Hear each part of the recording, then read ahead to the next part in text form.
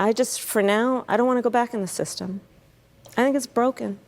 You know, it is pretty hard to overstate the delightfulness and the enthusiasm that portrayed in the 2024 election, Kamala Harris's campaign.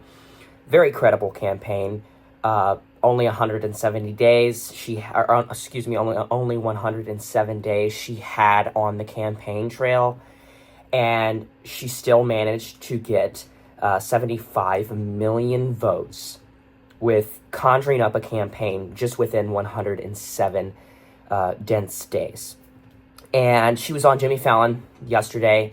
I'm sure a lot of you have seen that. And she basically plays down and pushes aside a potential bid for the 2028 presidential election and basically a rerun.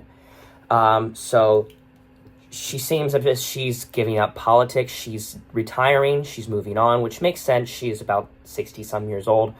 And she's really passing the torch to a new generation of leadership.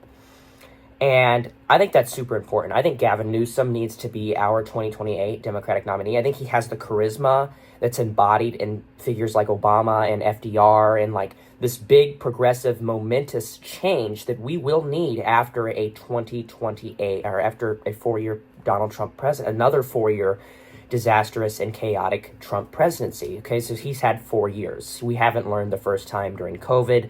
Apparently, we haven't learned. Apparently 400,000 deaths from COVID wasn't enough for people to abandon Donald Trump. And it just took 4 years for them just to vote for him back again. And it's mostly credited to people staying home in that election. Because keep in mind, Biden got 81 million votes.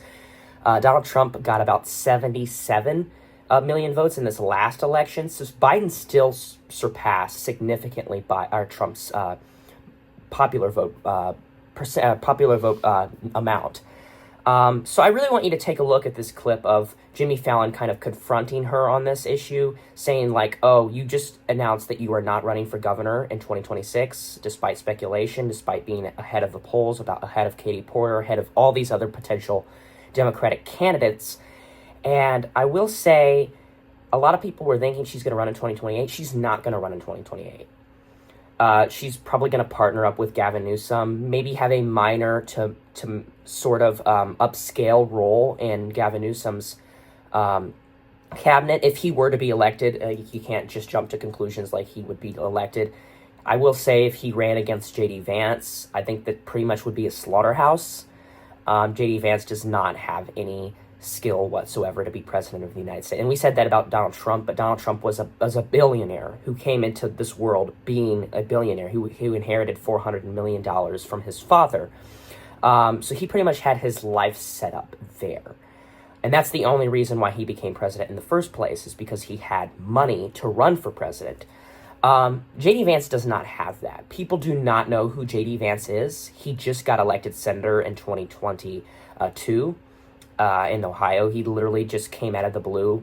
Donald Trump endorsed him at the last minute. He won the primary. He defeated Tim Ryan, unfortunately. I love Tim Ryan. I'm from Ohio.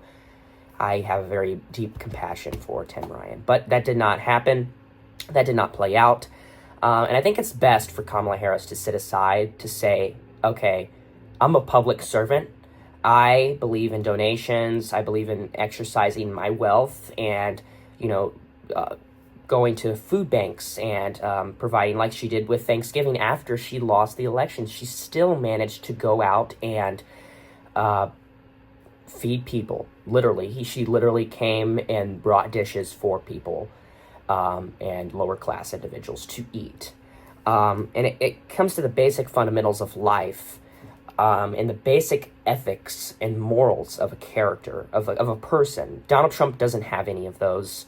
Kamala Harris had all of those. And that is why I think it's best for her to sit out.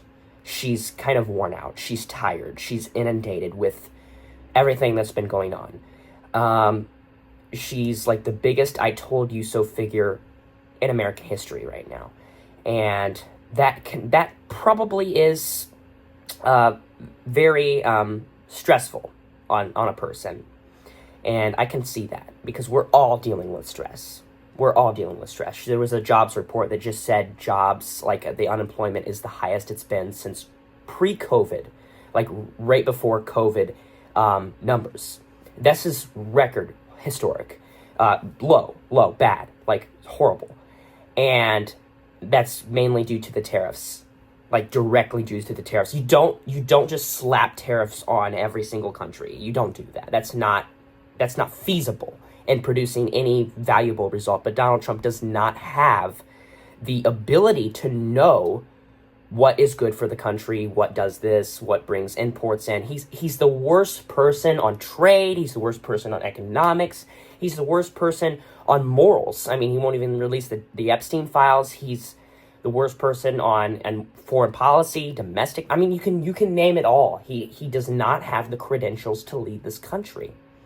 Gavin Newsom does. Anyways, take a look at this beautiful clip from the Jimmy Fallon and Kamala Harris duo interview that went live last night. Yesterday, you made an announcement that you're not running for the governor of California. Correct. Even though in early polling you beat every other candidate by double digits, Yeah. you said you're going to sit this one out. Why are you sitting this one out? Are you saving yourself for a different office that might be? No. That's what everybody obviously. I know, but honestly, obviously, people project onto their hopes and dreams. I understand, and honestly, that it's more perhaps basic than that. Listen, I am a devout public servant. I have spent my entire career in service of the people. And I thought a lot about running for governor. I love my state. I love California. I've served as elected district attorney, attorney general, and senator.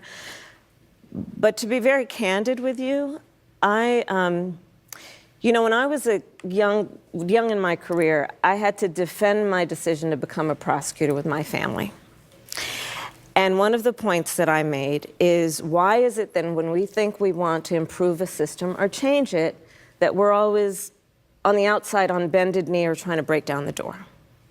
Shouldn't we also be inside the system? And that has been my career. And recently I made the decision that for now, I don't want to go back in the system. I think it's broken. I think there's so much, there are so many good people who are public servants, who do such good work, teachers and firefighters and police officers and nurses and scientists.